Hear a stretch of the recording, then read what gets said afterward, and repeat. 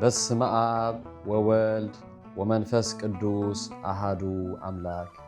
ስንክሳር ዘወርሃ ሰኔ ዕለት 3 ሰነ። በዛ ዕለት እዚኣ ተጋዳሊትን ተሓራሚትን ቅድስትን ንጽህትን ማርታ አዕረፈት። እዛ ቅድስት እዚኣ ተወላዲት ሃገር ምስሪ እያ። ወለዳ ኣዝዮም ሃብታማት ነበሩ። ንሳኻ ካብ ንእስነታ ጀሚራ ዝሙትን ርክሰትን እተፍቅር ነበረት። ካብቶም ደቂ ዓበይቲ ናይቲ ሃገር ኣጸምዮም ናብኣ መጺኦም ምስኣ ይዝምዉ ነበሩ። እቲ ተግባራታ ምስ ተፈልጠ ግና ምንዝርናኣ ብግልጺ ኣግሃደቶ። ምስጋና ንዑ ይኹን ናይ ጎይታና ኢየሱስ ክርስቶስ ቅዱስ በዓል ልደት ምስ ኮነ ናብ ቤተ ክርስቲያን ከደት። ክትኣቱ ኸኣ ደልየት። እቲ ሓላዊ ቤተ ክርስቲያን ግና ምእታው ከልኣ። ንስኺ ናብ ቤተ እግዚኣብሔር ክትኣትዊ ኣይግባኣክን እዩ፣ ምኽንያቱ ርክስቲ ኢኺ በላ። ንሳኻ ኣእትወንዳ ኢላ ኣገደደቶ። ንሱ ግና ኣይከውንን እዩ በላ እሞ ብዛዕባ እዚ ኣብ ማእከሎም ቆየቓን ባእስን ኮነ። እቲ ኤጲስቆጶስ ምስ ሰምዐ እቲ ዝኾነ ክርኢ ኢሉ ተንሲኡ ናብቲ ኣንቀጽ ቤተ ክርስቲያን በጽሐ። እዚ ኤጲስቆጶስ ንማርታ ምስ ረኣያ ኸኣ ንስኺ ደኣ እዚ ቤት እግዚኣብሔር ንጹህን ቅዱስን ከም ዝኾነ ትፈልጢ እንዲኺ፣ ንስኺ ግና ርክስቲ ኢኺ፣ ክትኣትዊ ኣይግባኣክን እዩ በላ። ንሳኻ እናበኸየት ካብ ሕጂ ንድሓር ናብዚ ርኹስ ተግባር ኣይምለስን እየ፣ ተደኣ ንስኻ ተቐቢልካኒ ኣነ ክንሳሕ እየ፣ መነኮሳይት ፈላሲት ክኸውን ውን እየ በለቶ። እቲ ኤጲስቆጶስ ከዓ ሃብትኺ ኩሉ ስልማትኪ ጥሪትኪ እንተዘየምፂኽዮ ኣብ ቅድሜኺ ከዓ ብሓዊ እንተዘየቃጺልናዮ ኣይኣምነክን እየ በላ።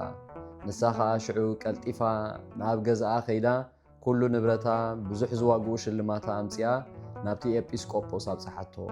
ንሱ ኸኣ ኣብ ቅድሚኣ ንኩሉ ንብረታ ብሓዊ ከንድድዎ ኣዘዘ። ኣብ ቅድሚኣ ኸኣ ኣቃጸልዎ። ካብኡ ፀጉሪ ርእሳ ከም እትላፀ ገበረ።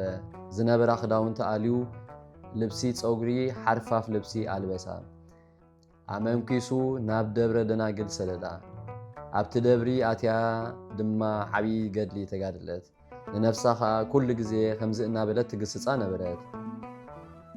ናብዚ በእማን ብኣፃውን ብጭቃ ዝተሃንፀ ቦታ ክትኣትዊ እንተዘይሓድገኪ ኣብቲ ማሕደር ብርሃን ንምእታውስ እንታይ ኮን ምኾንኪ?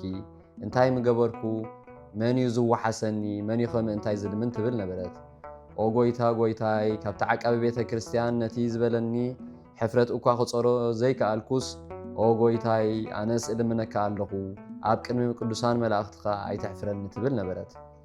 እዛ ቅድስቲ እዚኣ ንሰይጣን ክሳብ እተሰንፎ 25 ዓመታት ተጋደለት። በዚ ኩሉ ዓመታት ከዓ ክሳብ ዕለት ዕረፍታ ካብቲ ዓንቀጽቲ ደብሪ ኣይወፀትን። ጸሎታን በረኸታን ምሳና ይኹን ንዘለዓለም ዓለም ኣሜን። ሰላም ለማርታ ጥዕምተ ዝክር ወዜና ዘተአጽፈት ሰቀ አልባሰ ወርቅ መኒና አመገሰጻ ይትባእ ውስተ ቤተ መቅደስ በኢ ንጽህና እስከ መዋዕቶ ለእኩይ ህሊና አቃቤ ሆት ምክንያት ኮና። ሰላም ንማርታ ጥዕምቲ ዝኽሪ ጥዕምቲ ዜና ማቕ ዝተኸድነት አልባሰ ወርቅ መኒና ምስ ገሰጻ ከይተኣቱ ናብ ቤት መቅደስ ብዘይ ንጽህና ክሳብ ዘሰነፈቶ ነቲ እኩይ ህሊና ዓፃዊ ዓንቀጽ ምክንያት ኮና። በዛ ዕለት እዚኣ ኢላርዮስ ኤጲስቆጶስ ሰማዕትነት ተቐበለ። እዚ ቅዱስ እዚ ንዮላንኪዮስ ከሓዲ ንጉስ ጣዖት ብምምላኹ ገሰጾ። ዮላንኪዮስ ከሓዲ መለሰ።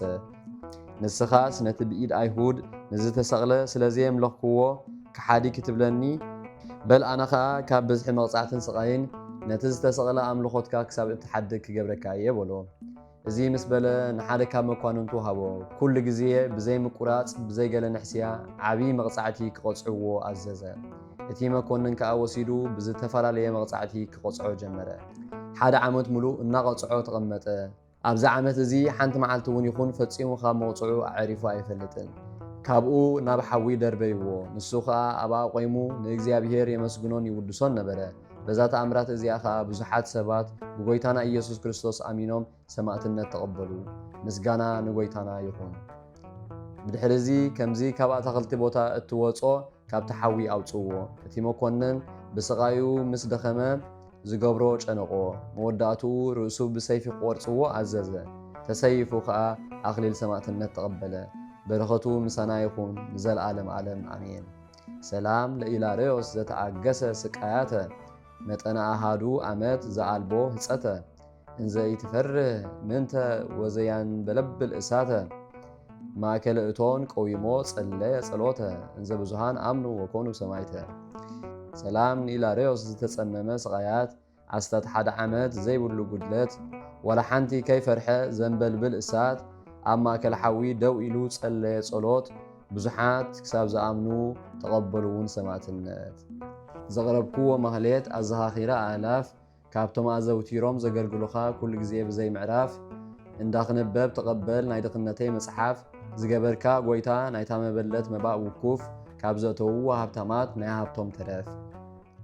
ቅዱሳን ነቢያት ሃዋርያት እውን ሰባኽያን ሰማዕታት ምስ ጻድቃን ደናግል ከዓ መነኮሳት እውን ሄራን ባርኾት ባርኹ ማሕበር እዛ ቅድስት ቤተ ክርስቲያን ካብ ዝዓበየ ሽማግለ ክሳብ ዝነኣሰ ህፃን ንዝፀሓፎ ብመጽሓፍ ንዘፀሓፎ እውን ብምድራስ ንዘንበቦ ንዝተርጎሞ ብልሳን ሓዲስ ንዝቃሉ እውን ዝሰምዐ ብእዝኒ መንፈስ ብጸሎት ኣድዩ ማርያም ዓራቂት ካብ ኩሉ ምባኣስ ኣሕቢሩ ይምሓረና ኢየሱስ ክርስቶስ።